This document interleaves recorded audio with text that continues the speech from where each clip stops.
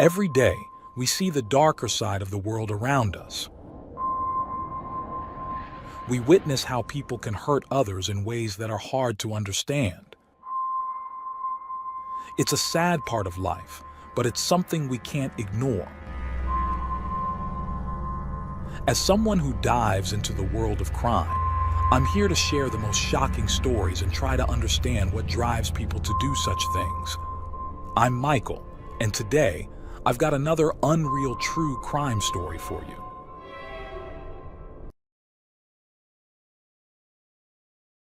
On the night of July 8th, 2019, everything seemed quiet in Newcastle, Pennsylvania.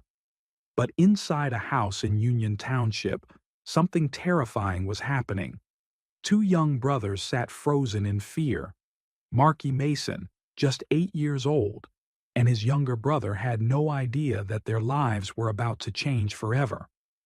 A man they once trusted, a man who had been welcomed into their home, had suddenly turned violent. Yelling filled the air. Things were being thrown. Then a knife appeared, and the shouting turned into something even worse. In just minutes, everything fell apart, and by the end of the night, only one of the boys would survive. How did this happen?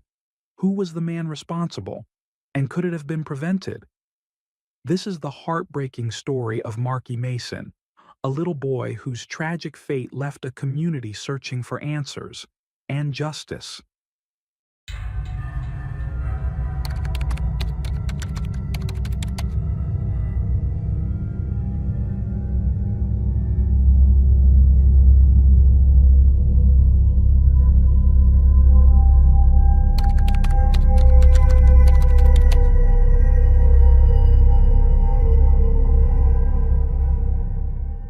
Mark Edward Mason Jr., lovingly called Marky, was born on November 24th, 2010, in Newcastle, Pennsylvania.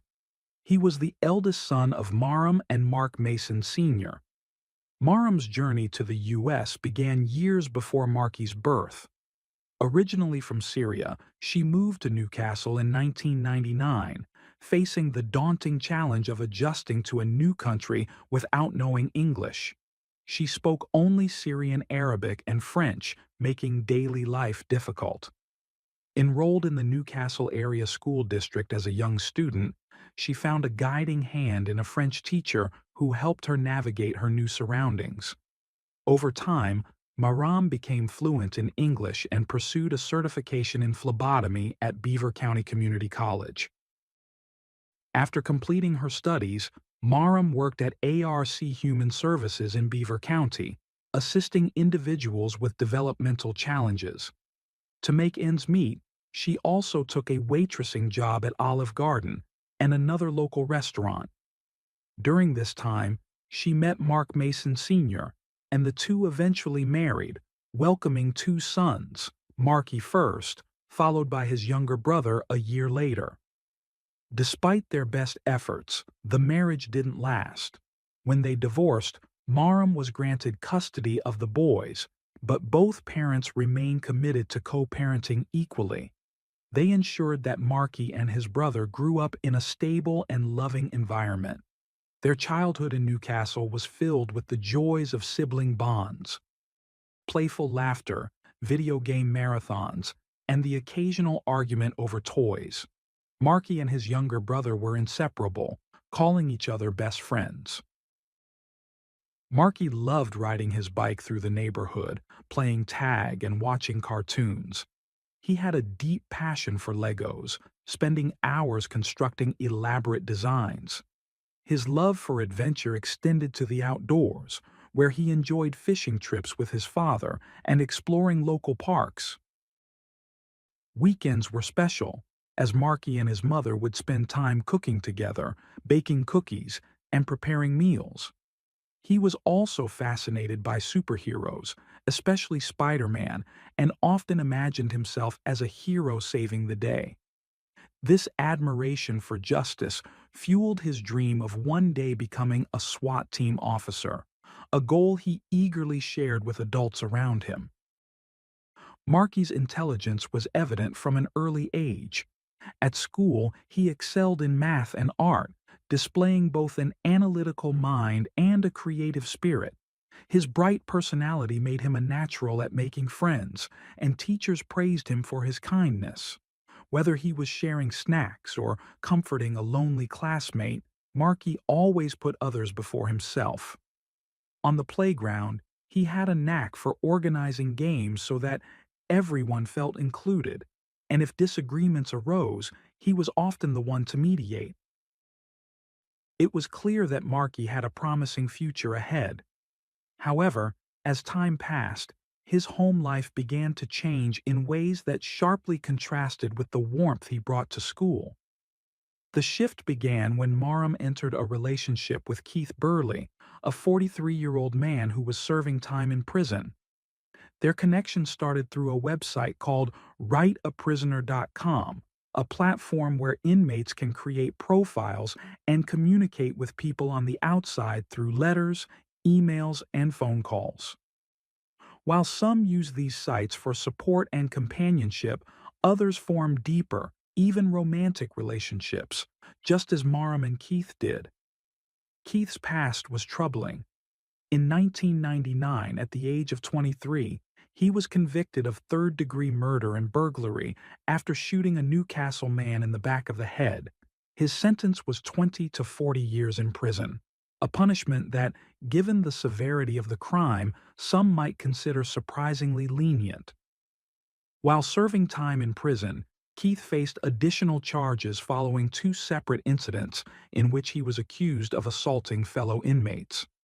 It was during his incarceration that Maram stumbled across his profile on an inmate pen pal website.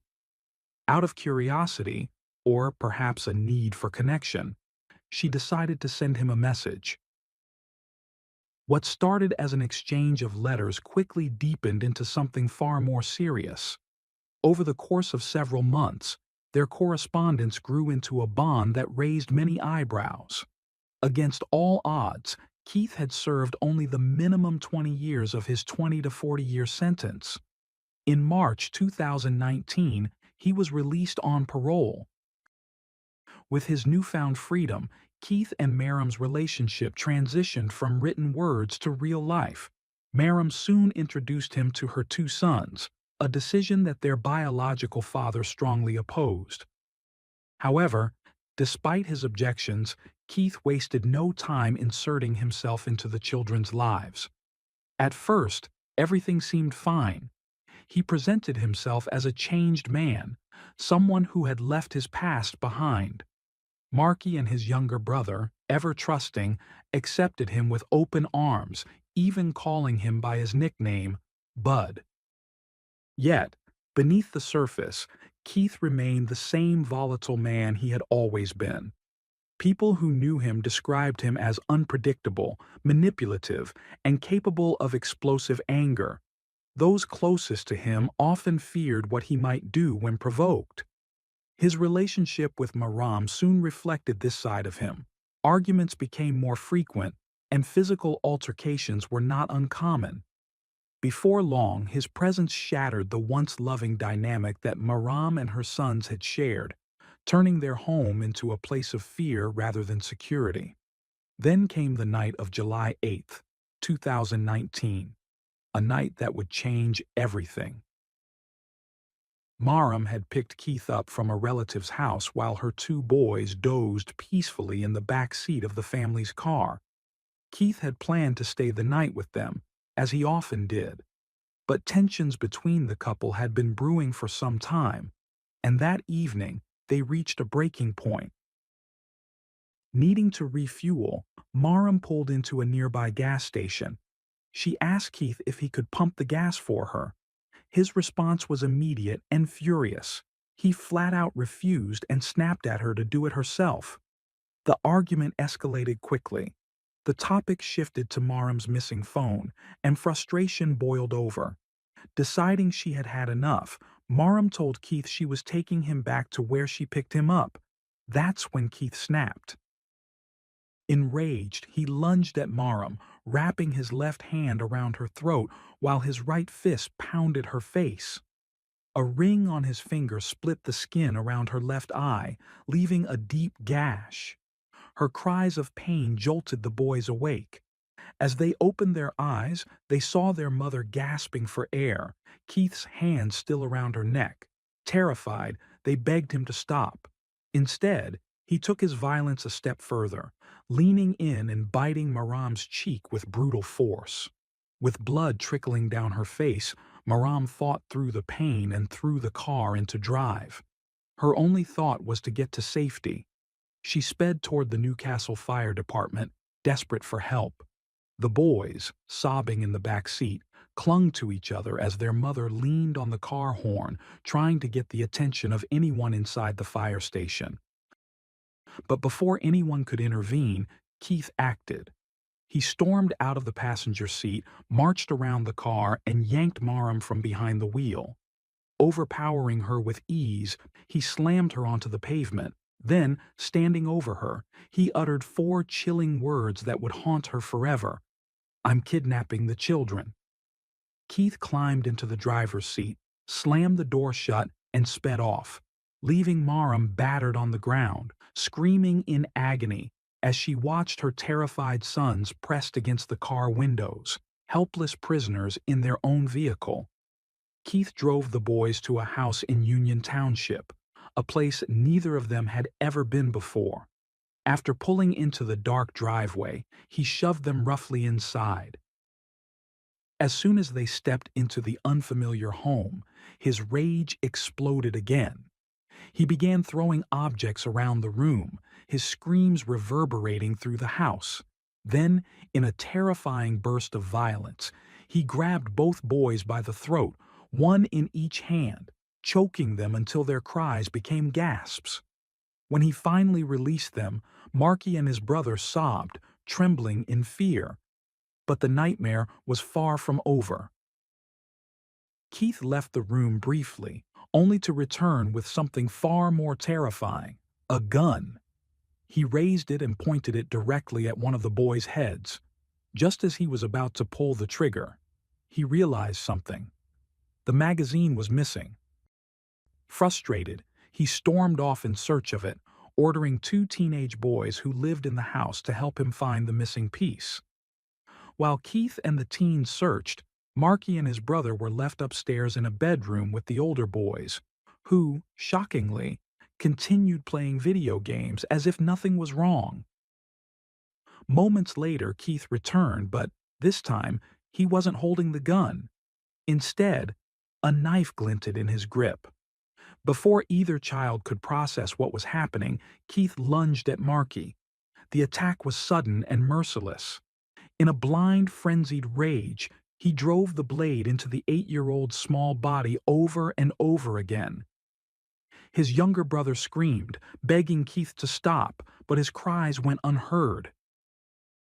Desperate to save his brother, the 7-year-old ran into the kitchen, grabbed a chair, and tried to fight back.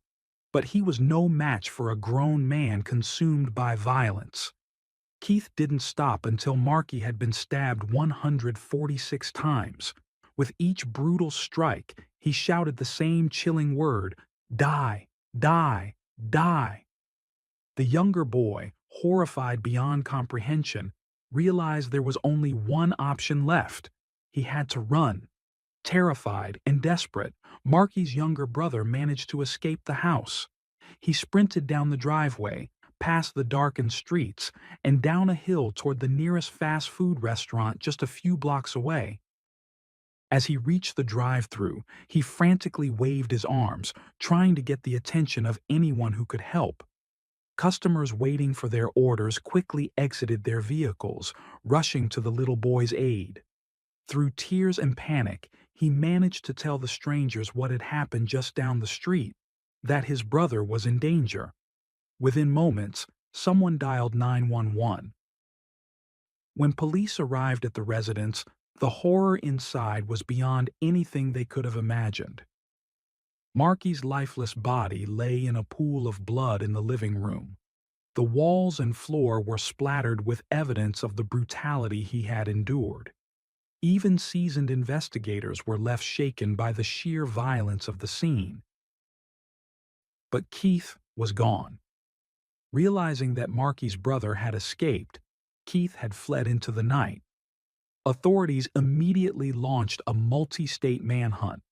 Leads poured in as law enforcement agencies worked tirelessly to track him down. Eventually, the search led them to Youngstown, Ohio, just 19 miles from the crime scene. 9 hours after Marky's murder, Keith was spotted on Market Street in downtown Youngstown. U.S. Marshals quickly moved in, forming a perimeter with weapons drawn. Surrounded and with nowhere to run, Keith surrendered without a fight. He was arrested on the spot. Shortly after his capture, Keith was extradited back to Pennsylvania to face a slew of charges, including simple assault, terrorism, kidnapping, and criminal homicide. In a move that baffled both legal experts and the public, Keith chose to represent himself in court. His behavior during preliminary hearings was erratic, often filled with bizarre attempts to deflect responsibility. At one point, he demanded that the entire jury panel be replaced, claiming that because none of the jurors were black, he wouldn't receive a fair trial. His motion was swiftly denied. The already delicate proceedings faced further delays when a juror had to be excused due to the emotionally charged nature of the case. Nearly 4 years after Marky's tragic death, Keith's murder trial finally began in August 2023. During his opening statement, Keith attempted to argue that authorities had planted a piece of clothing among his belongings at the time of his arrest. However, the prosecution quickly shut down this claim, presenting clear video evidence showing Keith wearing the exact clothing when he was apprehended. In another strange tangent, Keith complained that his repeated transfers between jails and state prisons had subjected him to prolonged artificial lighting, allegedly damaging his eyesight. How this related to the brutal murder of an 8-year-old remained a mystery to everyone in the courtroom. The prosecution, in stark contrast, laid out a meticulous and compelling case. They detailed Keith's violent criminal past, his history of unrelenting aggression, and how his deep-seated rage culminated in the senseless murder of Marky Mason. Prosecutors theorized that Keith had taken out his frustrations about his relationship with Maram on the person he knew would hurt her most, her child. Marky's murder, they argued, was driven purely by malice and an uncontrollable hatred toward his girlfriend. Several members of Marky's family took the stand, including the one person who had witnessed the horror firsthand, his younger brother. Now 11 years old, the boy bravely sat before the court and recounted the events of that fateful night. When the prosecutor gently asked, "Can you tell us what happened to Marky?" The boy's response was heartbreakingly simple. "He got killed. He jumped on Marky and was stabbing him. I watched and I hit him with a chair." The weight of his words hung in the air, leaving the entire courtroom in stunned silence. Then Marky's father took the stand. Overwhelmed with grief, he struggled to find the words to describe the emptiness he had felt since losing his son. At one point, emotions boiled over. Unable to contain his fury, he exchanged profanities with Keith, forcing deputies to intervene and separate them before tensions escalated further. Finally, it was Maram's turn. Reliving the events of July 8, 2019, was almost unbearable, but she summoned the strength to tell her son's story. At one point during her testimony, she found herself making eye contact with the man who had taken her child's life. Even as Keith cross-examined her, the same man who had once called himself her partner, the same man who had inflicted unimaginable pain upon her family, she remained composed. Keith, in yet another bizarre move, asked an irrelevant question. "When did our relationship officially end?" Maram, without hesitation, delivered a response that left the courtroom silent once again. "When you killed my son." Throughout the grueling trial, Keith never once displayed a shred of remorse. He sat in court, indifferent, as evidence of his horrific crime was laid bare before the jury. In the end, it took them just 15 minutes to reach a verdict. In August 2023, the former felon, now a convicted child killer, was found guilty of both first-degree and second-degree murder. At 47 years old, he was sentenced to 2 life terms in prison, to be served concurrently and without the possibility of parole. Markey's tragic death sent shockwaves not only through Newcastle but across the nation. The brutal murder of an innocent 8-year-old boy at the hands of a man who should have never been free to begin with left many questioning how this could have happened. While Marham was undoubtedly another victim of Keith's violence and manipulation, the haunting question lingered. Why had she allowed a convicted murderer into her home and around her children? There was no easy answer. But in the wake of Markey's death, Newcastle came together. Public vigils were held in his honor, where hundreds of mourners gathered to remember the bright, loving child taken far too soon. At his school, classmates left flowers, letters, and artwork on his desk, a small tribute to a friend they would never see again. On July 15, 2019, family, friends, and members of the Newcastle community gathered at St. Elias Orthodox Church to say their final goodbyes to Markey Mason. His small white casket was covered in flowers, while pictures of his bright smile served as a poignant reminder of the joy he brought into the world. The grief was immeasurable, but so was the love that surrounded him in his final farewell. Markey's story is now more than just a heartbreaking tragedy. It is a call to action. His memory lives on, not just in the hearts of those who knew him, but in the ongoing fight to protect children and prevent violent offenders from slipping through the cracks of the system. His name has become a symbol of hope, awareness, and change. Though his life was taken far too soon, his legacy endures, ensuring that his story will never be forgotten.